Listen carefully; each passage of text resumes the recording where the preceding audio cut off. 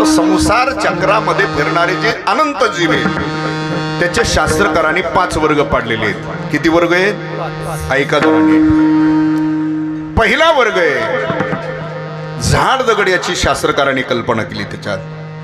दुसऱ्या वर्गामध्ये पशु प्राणी कृमी कीटक आहेत. तिसऱ्या वर्गामध्ये स्वर्गाधिक ब्रह्माधिक देव आहेत. चौथ्या वर्गामध्ये ऋषीमुनी योगी आहेत. आणि 5व्या वर्गामध्ये आपण सगळे. हे सगळे संसारालाच आलेले. किती घटक आहेत हे? 5. ऐका मग उपदेश नेमका कोणाला, तर तुम्हाला थोडक्यात क्रमवार सांगतो. पहिला वर्ग आहे झाड दगड, याची जीवात कल्पना केली. तुम्ही म्हणणार जीव आहे का? हो, तो सुद्धा. आता कुठलंही बीज आहे, अंकुर दशेला प्राप्त झालं म्हणजे त्या बीजातून त्याचा काय झाला? कुठलंही बीज आहे, अंकुर दशेला प्राप्त झालं म्हणजे त्या बीजातून त्याचा काय झाला? जन्म झाला ना. तोच वृक्ष पुढे मोठा झाला 100, 200, 500 वर्षांनी का होईना, पण त्याचा नाश. म्हणून त्याची जीवात कल्पना केली. अर्थात ते संसाराला आलेले, ते संसार करत नाही, संसार कळत नाही, आणि संसारातून तरुण जाण्याचं ज्ञानही त्यांना नाही. म्हणून जरी संसार चक्रात असले तर महाराजांचा उपदेश त्यांना ग्राह्य होत नाही. चला पुढे. दुसरा वर्ग आहे पशु प्राणी कृमी कीटक. आता थोडासा बदल आहे त्यांच्यात. कसा? व्यावहारिक दृष्टीने जीवन ते आपल्यासारखंच जगतात पशु प्राणी कृमी कीटक. कारण महाराजांचं मते, महाराज म्हणतात आहार निद्रा भय मैथून सर्व योनिसी समसमान. हे आपलं आणि त्यांचं साम्य. व्यावहारिक जीवन जगण्याचं ज्ञानही आपल्यापेक्षा पशुपशुवादिकांना अधिक आहे. आता माणसं म्हणतात की जगात बुद्धिमान प्राणी कोणता? हा, पण काय बुद्धिमान आहे? मानवाच्या ज्या मूलभूत गरजा आहेत, अन्न वस्त्र, याच्यापेक्षा तर काय अजून पुढची 4थी गरज आणली? हा, किती बुद्धिवानातला बुद्धिवान असला तर वस्त्रच वापरतो ना. बुद्धिवानातला बुद्धिवान असला तर अन्नच खातो ना. मग हे ज्ञान पशुपशुवादिकांना सुद्धा आहे. बघा, व्यावहारिक दृष्टीने जीवन जगण्याचं ज्ञान आपल्यापेक्षाही त्यांना आहे. बघा, आपण द्रव्य साठवतो म्हणजे साठवणुकीचं ज्ञान आहे. हा, मानवाच्या मूलभूत गरजापैकी एक गरज आहे कोणती? निवारा. मग हे त्यांना ज्ञान नाही का पशुपशुवादिकाला? बघा, आपल्याकडे ज्या जुन्या विहिरी होत्या ना, आजोबा पंजोबाने बांधलेल्या, ते थारुळ वगैरे, त्याच विहिरीच्या कडेला आता मोठी मोठी झाडं उगवलीत बघा. आणि त्या झाडाच्या फांद्या लोंबल्यात. कशात? आणि त्या लोंबलेल्या फांदीला गरठ असतं, जर पाहिलं असलं तर. असतात ना. कोण्या पक्षाचं आहे ते? सुगरण. नाव सुद्धा चांगलं आहे त्याला. काही भागामध्ये त्याला गवळण म्हणतात, काही भागामध्ये सुगरण म्हणतात. ते गरठ असतं ना विणलेलं, पाहिला. पण बघा तुम्ही थोडंसं बारीक बुद्धीने आपल्या कल्पना करून. एक एक गवताची काडी चुचीत पकडून आणली. कशात आणलेली ती? पिंडी बांधून नाही आणली, गाडीत टाकून. एक एक गवताची काडी चुचीत पकडून आणलेली. बरं, एक एक गवताची काडी आणून जे घरट विणलंय ते मंडपात ताडपत्री बसून जांभळ्या देता देता भवताली बघता बघता नाही. कुठं विणलंय ते? लोमत्या फांदीला आहे. विहिरीत लोमती फांदी, एक एक गवताची काडी आणून ते बनवायचंय. आणि एवढं आकर्षक आहे, वरून पाहिलं तर ते अस्तव्यस्त दिसत नाही, एकदम प्लेन आहे. बरं, त्याला शिरण्याचं द्वार खालून ठेवलंय. अंडे पिल्लं ठेवायचा एक कप्पा आहे. बघा, सलग महिनाभर पाऊस लागला तर त्याच्यात पाण्याचा थेंब सुद्धा उतरत नाही. सलग महिनाभर पाऊस लागला तर, महिनाभर सलग पाऊस लागला तर आपला स्लॅब सुद्धा पाझरतो, पण त्याच्यात पाण्याचा थेंब उतरत नाही. आणि त्याच्या पुढे जाऊन सांगतो, तेच गरठ जर आपण तोडण्याचा प्रयत्न केला असं तर तुटतं का हो? ते गरठ तुटतं का असं तोडायचा प्रयत्न केला? सहज ते तुटत नाही. आणि सलग महिनाभर पाऊस लागला तर त्याच्यात पाण्याचा थेंबही उतरत नाही. ते कोणत्या इंजिनिअरच्या इस्टिमेट मधलं आहे का घर? ते आहे का इस्टिमेट मध्ये? तरी सुद्धा घरं बांधण्याचं ज्ञान पशुपशुवादिकांना आपल्यापेक्षाही अधिक आहे. चला पुढे. आपण द्रव्य साठवतो, धान्य साठवतो का? उद्या दुष्काळ पडला तर धान्य असलं, काही अडचण आली तर बँक बॅलन्स असला, याचं ज्ञान आहे का नाही आपल्याला? बघा, आपण शेतकरीचे, आपल्याकडे एक पाळलेलं असतं दारात प्रत्येकाच्या. काय? कुत्रा. तुम्ही बाहेरगावी कुठं निघाले कार्यक्रमाच्या निमित्ताने किंवा फिरायला निघाले, तुम्ही सकाळी एक भाकरी टाकली त्याला, कोणाला? त्याला तेवढी अपेक्षा आहे, खाल्ली त्याने. पण निघताना पुन्हा तुम्ही विचार केला आपल्याला कदाचित वेळ झाला तर पुन्हा एक टाकून दिली, पण त्याला अपेक्षा नाही. तरी सुद्धा त्याला माहिती आहे हे आता बाहेर चाललेत फिरायला, हे संध्याकाळी कधी येतील सांगता येत नाही. आणि वेळ झालाच तर येता येता हवे रोडला एखाद्या आश्रमामध्ये ते भोजन करूनही येऊ शकतात. उद्या संध्याकाळी आपली अडचण होईल म्हणून ते तसंच उचलतं ती भाकरी, कुठंतरी साईडला जाऊन पुरून ठेवतो. नाहीच कधी आली तर पुन्हा ती उकरून काढून खाता येईल. म्हणजे साठवणुकीचं ज्ञान त्यांना सुद्धा आहे. त्याच्यापेक्षा सांगतो, आपल्याकडे ज्या वेळेला शेतकरी गहू पेरतात, ज्या वेळेला आपला गहू कापणीला येतो, त्यावेळेला त्या गव्हात तुमचा मामा राहतो. कोण? गावात कोणचा मामा? तो शेतकऱ्याचा मामा. त्याला माहिती आता पूर्वीसारखं मजूर लावायचं, गहू कापायची काही व्यवस्था नाही. मालक काही एका दिवशी फोन करून मशील बोलवून घेईन, एक अर्धा एक तासात तर गहू काढून नेईल. उद्या आपली अडचण येऊ शकते, मग तो सुद्धा साठवणूक करून ठेवतो. आपलं गोडवान गच्च भरून ठेवतो, गच्च गोडवान भरून ठेवतो त्या ओंब्यानी, बरोबर. पण त्या मूर्खाला एवढीच अक्कल नाही. कोणती? की गहू कापल्यानंतर 4-8 दिवसात, महिना 15 दिवसात त्या मालकाचा नांगर आपल्या गोडवानाहून फिरणार आहे, बरोबर. एवढी अक्कल त्याला. त्याचं जसं आहे ना,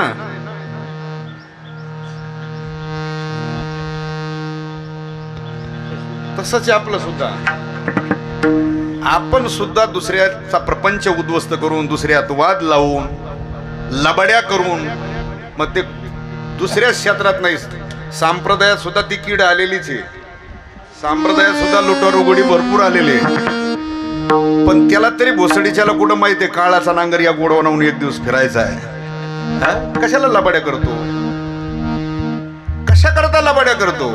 एक दिवस काळाचा नांगर या गोडवानाहून फिरणार आहे, लक्षात ठेवा. मी याच्याकरता सांगतोय, व्यावहारिक दृष्टीने जीवन जगण्याचं ज्ञान पशुपशवादिकांना आपल्यापेक्षाही चांगलं आहे. आणि आपलं त्यांचं बऱ्याच गोष्टीचं साम्य मी नाही सांगत, महाराज सांगतात. आहार निद्रा भय मैथून सर्व योनीसी समसमान. हे आपलं त्यांचं साम्य. आहार निद्रा भय मैथून सर्व योनीसी समसमान. अर्थात ते संसाराला आलेले, संसार करत नाही, संसार त्यांनाही कळत नाही. आणि संसारातून तरुण जाण्याचं ज्ञानही त्यांना, फक्त व्यावहारिक जीवन जगण्याचं ज्ञान आहे. कोणाला? पशुपशवादिकाला. उतरून जाण्याचं ज्ञान नाही. नाही. सुखाय पाप पुण्य जानाती, सुखाय पाप पुण्य जानाती, उत्तम मध्यम भोगे, उत्तम मध्यम भोगे, काही एक उपद तमारे, काही एक उपद तमारे, बहिरंग होती पांगुळमुखी, लक्ष 84 नागे फेरा, लक्ष 84 नागे फेरा, लक्ष 84 नागे फेरा, लक्ष 84 फेरा. पशुपशवादिकांना पाप पुण्य जाणण्याची बुद्धी नाही. पशु काय पाप पुण्य जाणती, उत्तम मध्यम भोग भोगीती, काही एक उपजताची मरती, बहिरी अंध होती पांगुळमुखी. म्हणून महाराज म्हणतात, लक्ष 84 न चुके फेरा. हा फेरा त्यांना चुकवण्याचं ज्ञान नाही, अर्थात उद्धरून जाण्याचं ज्ञान नाही. म्हणून तुकोबरायचा उपदेश त्यांना ग्राह्य होत नाही. चला पुढे. तिसरा वर्ग आहे स्वर्गाधिक ब्रह्माधिक देवे. ते सुद्धा तुमच्या माझ्यासारखं शरीर धारण करून इथं आले. माझं मत नाही, ज्ञानेश्वरी सांगते. मनती संसारी जन्मिजे, यज्ञाधिक कर्म कीजे, मग स्वर्ग सुख भोगिजे मनोहर.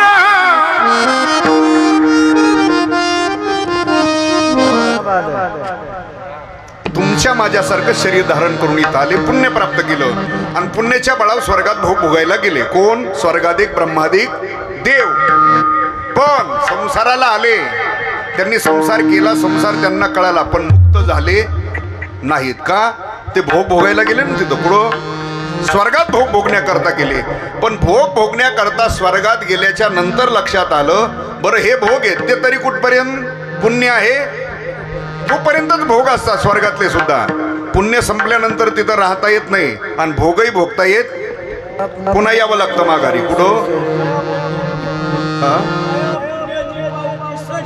असं आहे काय? आणि येऊ लागती माघारी मृत्यू लोका तुका म्हणे जाती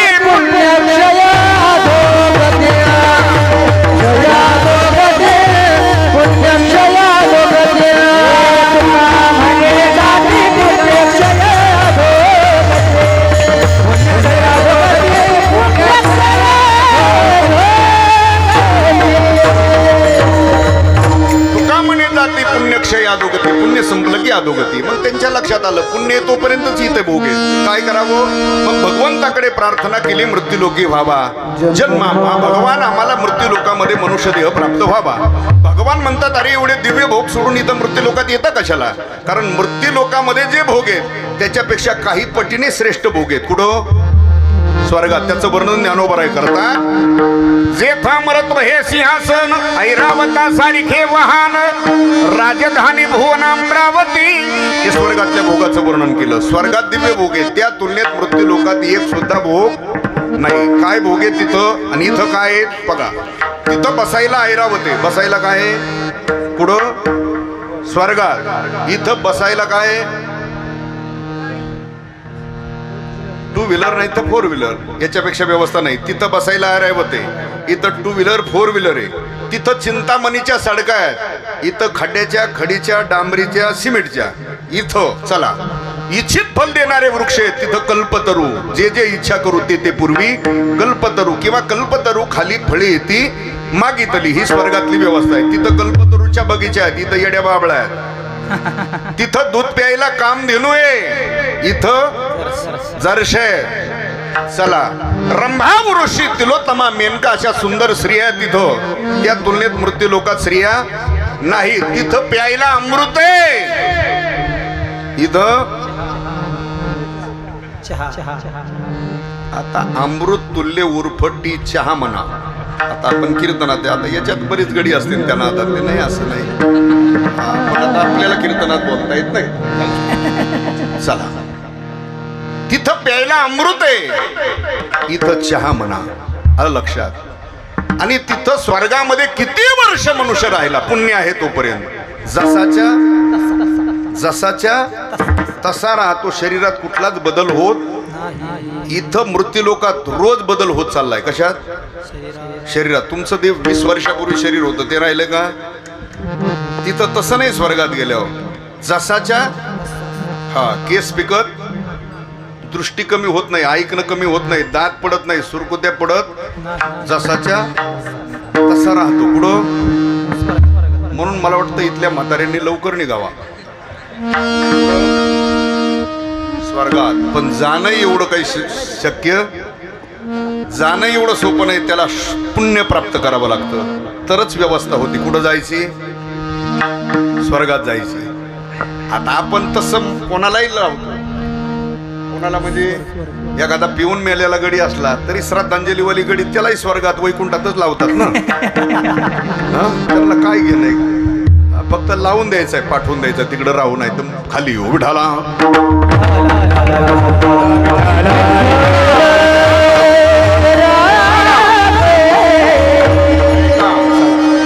माझा मुद्दा आहे एवढे दिव्य भोग स्वर्गात आहेत, पण तिथले भोग भोगणारे भगवंताकडे प्रार्थना केली मृत्यूलोकी व्हावा. का मृत्यूलोकी व्हावा जन्मामा? भगवान म्हणतात एवढे दिव्य भोग सोडून इथं येता कशाला?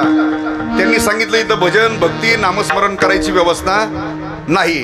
पुण्य संपलं की पुन्हा जन्म आहे, आणि जन्म झाला की पुन्हा मृत्यू आहे. मग मुक्त व्हायची व्यवस्था नाही. मुक्त होण्याची व्यवस्था या मृत्यू लोकात येत. नीट आहे का? स्वर्ग ही भोगभूमी आणि मृत्यूलोक ही कर्मभूमी. भजन नामस्मरण पुण्य करून मुक्त होण्याची व्यवस्था याच मृत्यू लोकात आहे. म्हणून त्यांनी इच्छा केली मृत्यूलोकी व्हावा जन्मामा. भगवान म्हणतात मग काय कराल तर नारायण नामे होऊ. इथं आल्यानंतर नारायण परमात्म्याचं गुणगान करून आम्ही जीवनमुक्त होऊ. आता जे जीवनमुक्त होण्याच्या प्रयत्नात आहेत त्यांना उपदेश करायची गरज आहे का? मला सांगा, ज्यांनी बॅग भरली, वळकुटी बांधली, खांद्यावर पाता घेतली आणि रस्त्याला लागलं, कुठं? पंढरपूरच्या रस्त्याला लागलं, दिंडीत. आणि दिंडीत ज्या रस्त्याला लागलं त्याला म्हणायचं गो येता काय वारीला? त्याला अरे तो त्या मार्गावर मार्गक्रमण झालेला आहे, त्याला चल किंवा वारीला येतो का म्हणण्याची गरज नाही. तसं स्वर्गाधिक ब्रह्माधिक देव मुक्त होण्याच्या प्रयत्नात त्यांना तुकोबरायचा केलेला आलिया संसार हा उपदेश ग्राह्य होत. चला, चौथा वर्ग ऋषी मुनी युग आहेत, ते सुद्धा तुमच्या माझ्यासारखं शरीर धारण करून आले, संसाराला आले, संसार त्यांनी केला, संसार त्यांना कळाला आणि संसारातून ते मुक्त सुद्धा झाले. प्रमाण मुनी मुक्त झाले भेने गर्भवासा, गर्भवासाच्या भेने मुनी मुक्त झाले. आता जे मुक्त झाले त्यांना उपदेश करायची गरज नाही. राहिला तो पाचवा वर्ग म्हणजे तुम्ही आम्ही. आपण संसाराला आलोय, संसार करतो, संसार कळाल्यासारखा वाटतो, कळत नाही, पण तरुण जाण्याचं ज्ञान आहे. संसारातलं आपल्याला काही कळत नाही. आता मी जो संसार सांगतोय तो हा नाही सांगत, तो अनादिकालचा आहे. कोणता? जन्म मृत्यूचा संसार आहे, याच्यातलं काही कळत नाही. याच्यापेक्षा सोपं सांगू का, आपला जो रोजचा दैनंदिन चाललेला प्रपंच आहे ना, त्या प्रपंचातलं सुद्धा पुरेपूर आपल्याला काही कळत, पण माणसं कळाल्याचा अवांत. बघा जरा 5, 25, 30 वर्षाचा मागचा विचार करा. आपल्या घरामध्ये मोठा मुलगा आहे, मोठा म्हणजे त्या वयातला. पूर्वीच्या कालामध्ये त्याला मुलगी पाहायची म्हटलं तर कोण जात होतं? आई वडील चुलते मामा काका किंवा भाऊबंदातले 4 शहाणी माणसं जायची. पूर्वीचा काल होता, साधनं काही नव्हते. बाहेरगावी जायचं असेल तर एक तर माणसं पायी जायचे, नाही तर हा ते बैलगाडी भरून हे 7-8-10 जण शहाणे गेले. कशाला? मुलगी पाहिला आहे का? त्यांनी मुलगी पाहिली, मुलगी त्यांना पटली. ब्राह्मण काकाला बोलवलं, पत्रिका पाहिली तर 36 गुण होते, म्हणजे पत्रिका जुळली. वर दक्षिणा काय घ्यायची ते सुद्धा ठरलं. पूर्वीचं सांगतोय, आता इकून द्यावा लागते. ते वर दक्षिणा काय घ्यायची तेही ठरलं, तारीख सुद्धा धरली, लग्न सुद्धा लागलं. कीर्तनातलंय. मुलगी सासरी नांदायला सुद्धा आली. ऐका, ज्या क्षणी मुलगी सासर घरी आली त्याच क्षणी त्या कुटुंबात काहीतरी अपशकुन गोष्ट घडली. घडू नाही पण घडली. आता त्यावेळेचा दोष त्या प्रसंगाचा आपली माणसं कोणावर ठेवतात? कसल्या पायाची म्हणतात तुमच्या भागात? आपिशा पायाची का? ठीक आहे, काही भागामध्ये आपिशा पायाची म्हणतात, काही भागामध्ये पांढऱ्या पायाची म्हणतात, ज्याच्या त्याच्या संप्रदायाप्रमाणे म्हणतात. चला, मग त्याच्या अगोदर त्या कुटुंबात अपशकुन गोष्ट कधी घडली नव्हती का? तर अनेक वेळा घडली असेल, पण त्यावेळेचा दोष आपली माणसं ठेवतात. कोणावर? त्या मुलीवर ठेवतात. आपिशा पायाची, पांढऱ्या पायाची, अमक्या पायाची, डमक्या पायाची. मग आता कळाला का तुम्हाला तिचा पाय आपिसा आहे का, पांढरा आहे का, पिवळा आहे का, हिरवा आहे? आता कळाला का? मग हे बैलगाडी भरून जे पाठवले होते हे नुसत्या पोळ्या जोडायला पाठवले होते काय? बरं, ते काय येडे नव्हते, टुकार नव्हते, शाने गडी पाठवले होते, गज गाडी भरून. मग ऐका, यांनी मुलगी पाहिली का? कळाली? बोलत राहा. मुलगी पाहिली का? कळाली? फक्त पाहिली. ज्या मुलीचा आपल्या कुटुंबाशी एक 60, 70, 75 वर्षापुरता येणारा संबंध आहे. अगोदरच तर तिचं आयुष्य वडिलाकडे गेलं. मी 100 वर्षाचं आयुष्य धरलं, 20-25 वर्षाचं आयुष्य वडिलाकडे गेलेलं, राहिलेलं 70-75 वर्षाचं आयुष्य आपल्या घरी जाणारे 70-75 वर्षापुरती आपल्या घरी येणारी मुलगी सुद्धा कळत नाही. मग या प्रपंचातलं सांगतोय. मग आपण, मी ज्या संसाराबद्दल बोलतोय आता, त्या संसारातलं काय कळतंय आपल्याला? काही कळत नाही. आपण फक्त संसाराला आलोय, संसार करतो, संसार कळाल्यासारखा वाटतो, कळत नाही. पण उद्धरून जाण्याचं ज्ञान आहे, म्हणून तुकोबरायने आपल्यालाच उपदेश केला. विढाला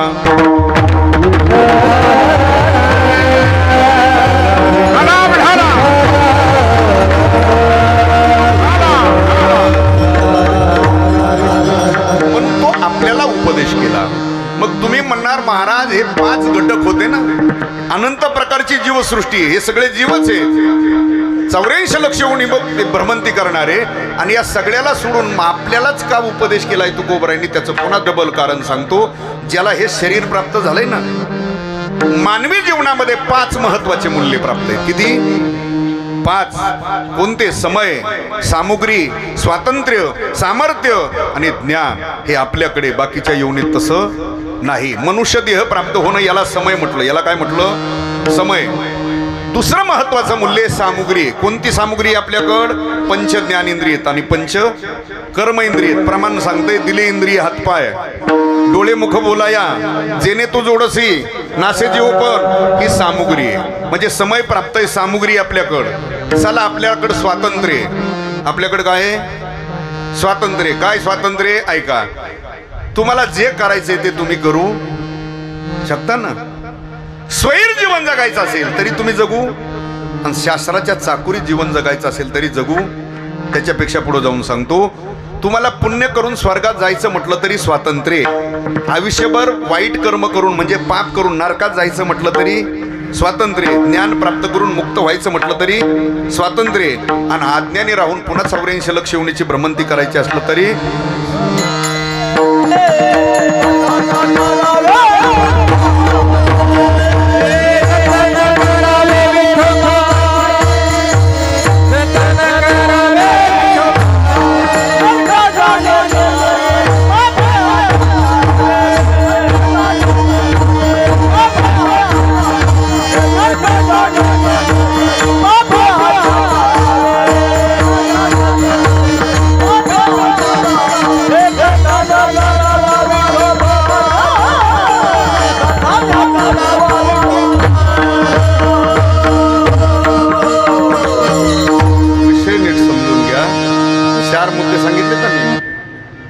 पुण्य केलं तर स्वर्गात जाता येतंय, पाप करून नरकातही जाता येतं, ज्ञान प्राप्त करून मुक्तही होता येतं, आणि अज्ञानी राहून 84 लक्ष योनीची भ्रमंती बी करता.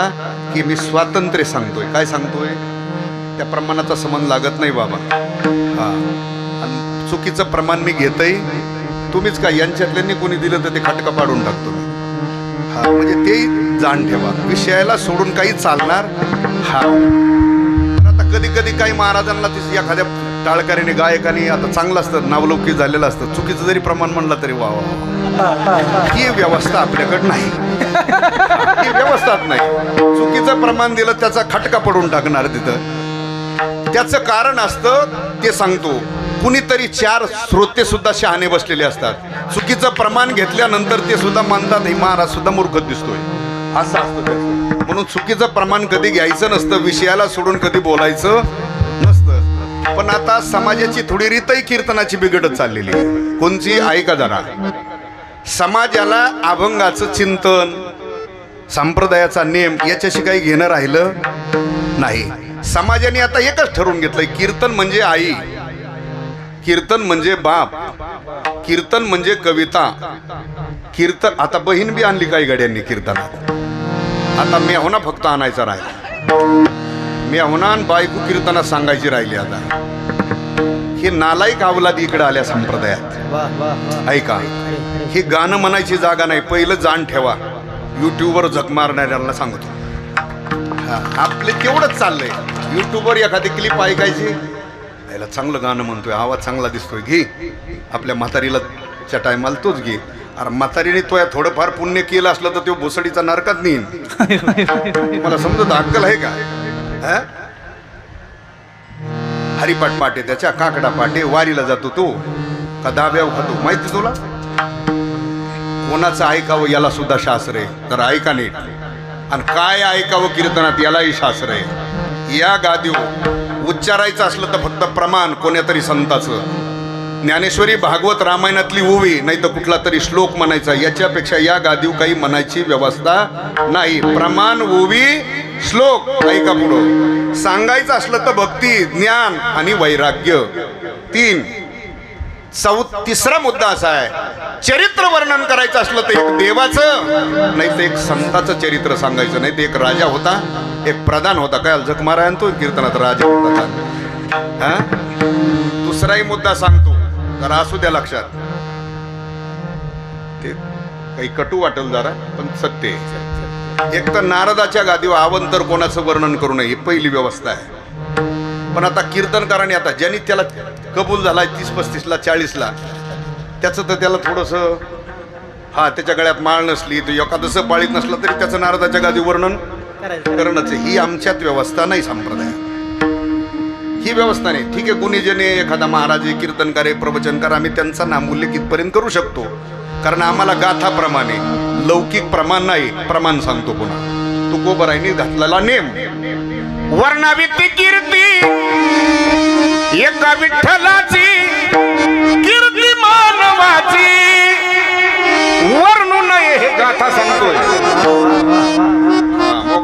टाकायचं काम करायचं नाही. एकदा नाव घेतलं सुटला प्रश्न. हे प्रमाण सांगते म्हणून सांगतो.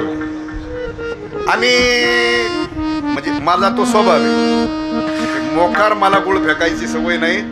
आणि कोणाचं लय हे कशा करता दुसऱ्या तारखेसाठी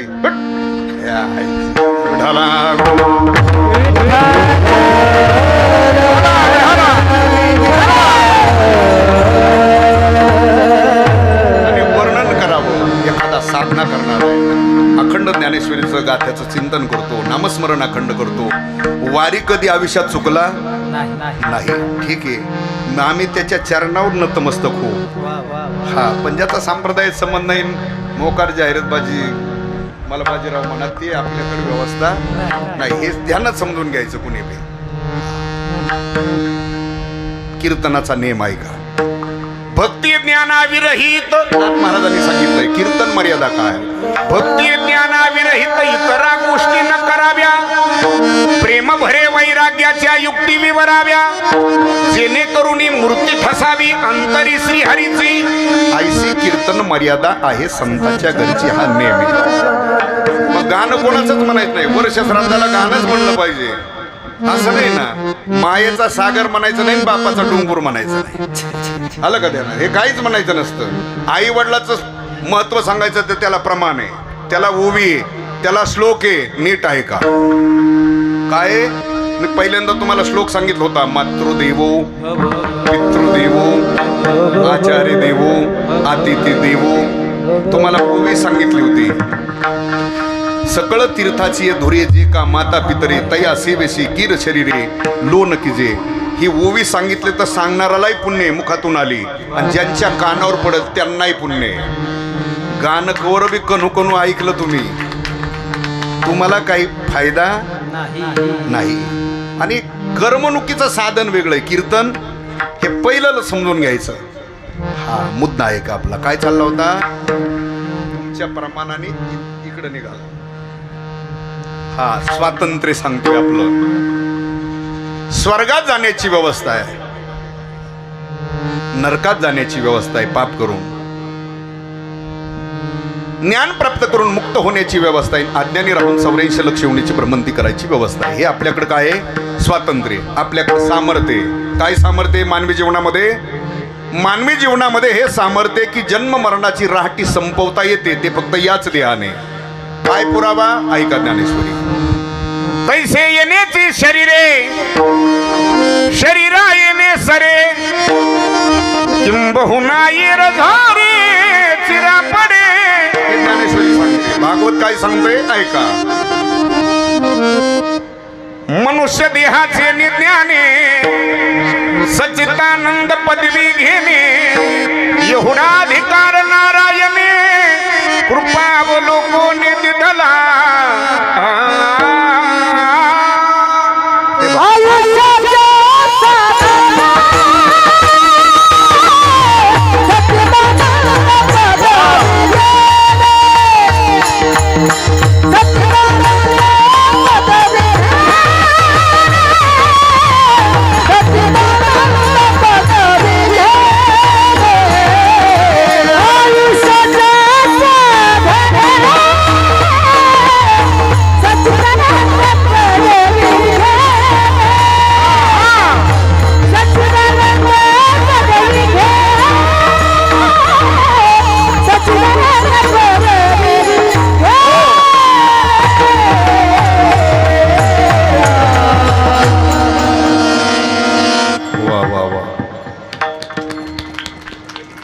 गुळे असावा, संयुक्तिक प्रमाण, तशी चाल असावा. एकच चांगल्याला चांगलं बी म्हणतो ना. गुळी सुद्धा अचूक लागावा शिकारी करणाऱ्याने. नाही तर गुळी आणली ते गेलं पुढं पडून.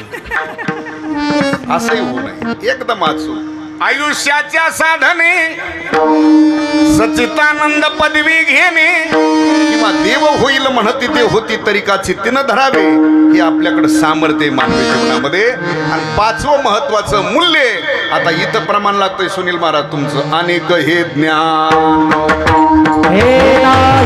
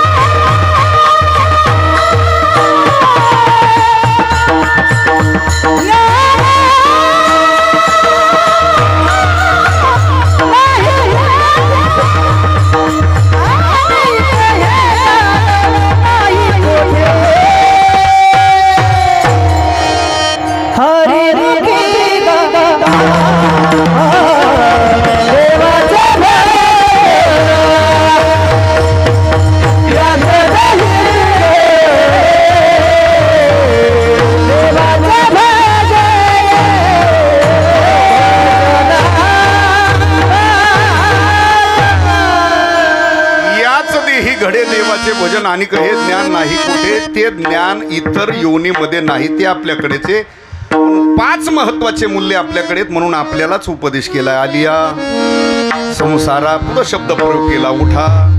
आता उठा कोणाला म्हणतात? जे झोपलंय त्याला. आता आपण तर जागेचे, पण आपण सगळे, तुम्ही मी आपण सगळे जागेचे, पण डोळे उघडून वरून येत आतून सगळे.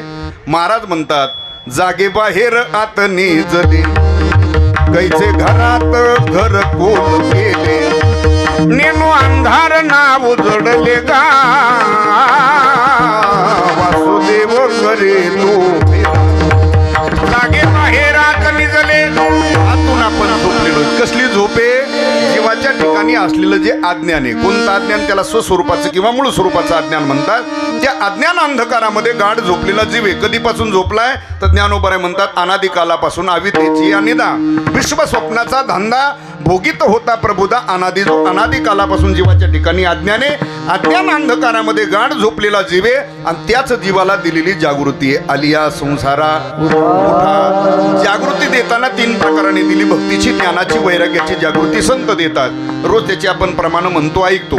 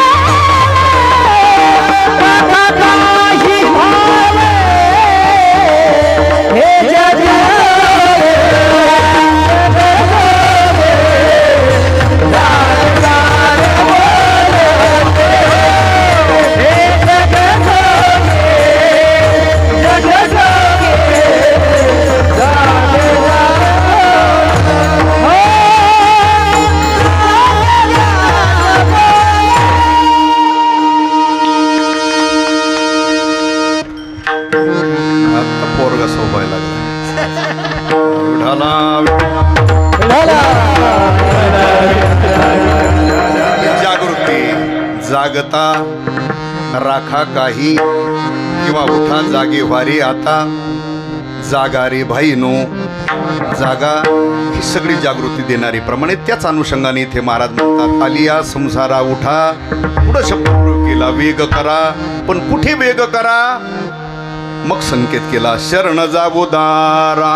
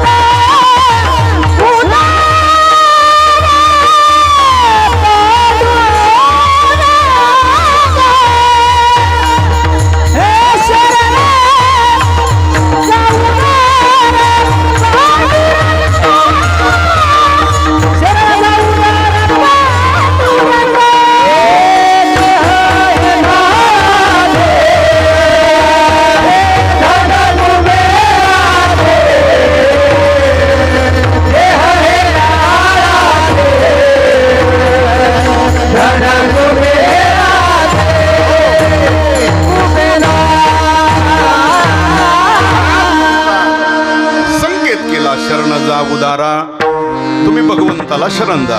पण भगवंताची शरणागती करा म्हणून सांगताना महाराजांनी तिथं पुन्हा एक मधविशेषण दिलं. कोणतं? महाराज असं नाही म्हटले शरण जा पांडुरंगा, असं नाही म्हटले शरण जा उदारा. उदार हे विशेषण लागलं. आता उदार हे विशेषण टोपण विशेषण नाही, वस्तुस्थितीचं विशेषण आहे. आता आपल्याला काही टोपण नाव असतात का नाही? म्हणजे त्याच्याकडे ते नसतं पण त्याला ते विशेषण लावलेलं असतं. काहींना राजे म्हणतात. काय म्हणतात? राजे म्हणतात, तो राजा. काहींना आमदार म्हणतात. काय म्हणतात? ते झालेलं कधी.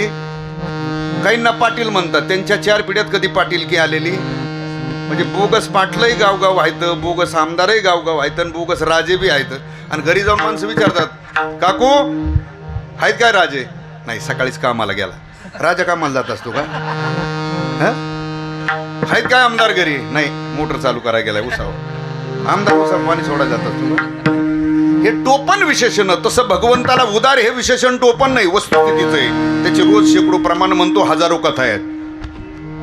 उदार हे विशेषण लावलं. तू उदाराचा राणा, तू उदाराची राशी, तुझा ऐसा कोणी न देखे उदार. उदार तू हरी, तुझा ऐसा कोणी न देखे.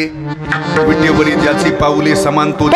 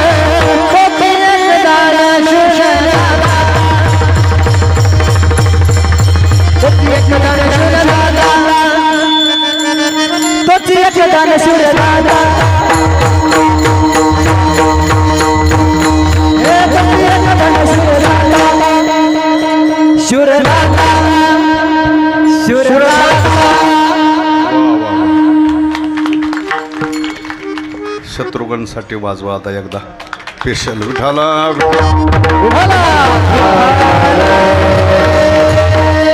एक दान सुरत आता अनेक विशेषण आहेत आणि हजारो कथा आहेत त्याच्या उदारपणाच्या, म्हणून विशेषण लावलं. शरण जा उदारा आलिया संसारा उठा वेग करा, शरण जा उदारा असा महाराज उपदेश करतात.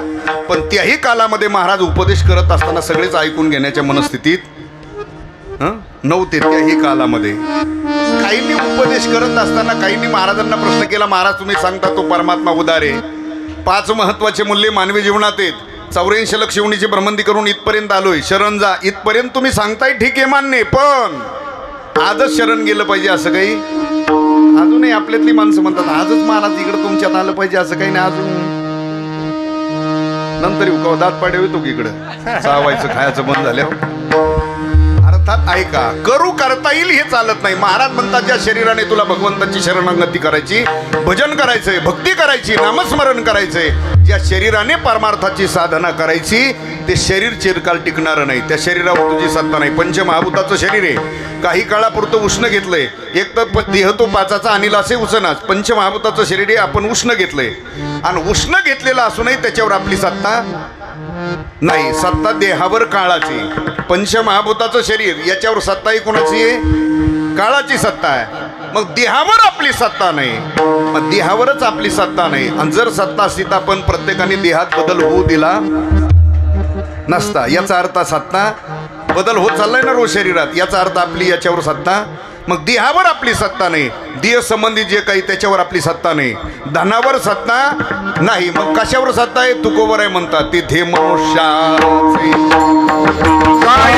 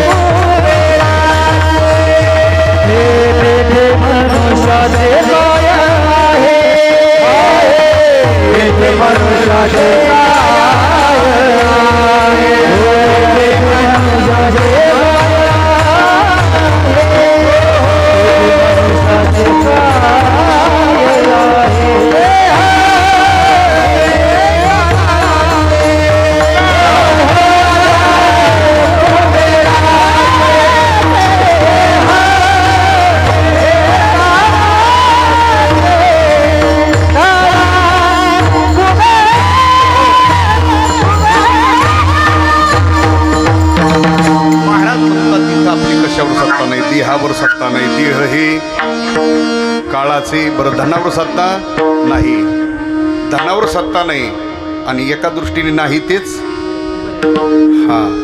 आणि दुसरं कारण सांगतो, वर न्यायची व्यवस्था नाही. हेही बरं आहे, वर न्यायची व्यवस्था असती तर अवघड झालं असतं मृत्यू लोकात.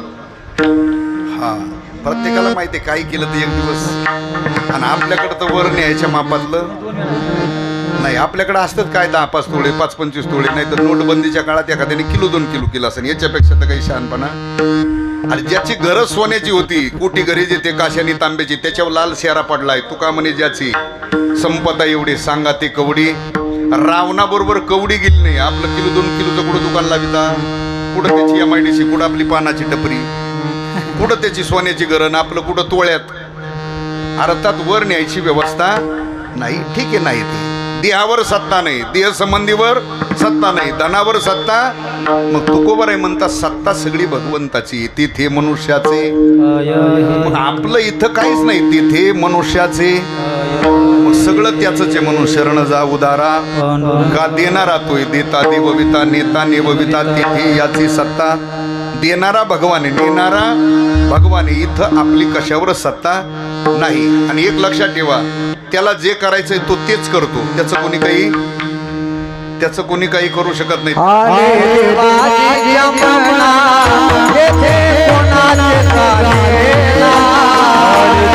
कोणाचे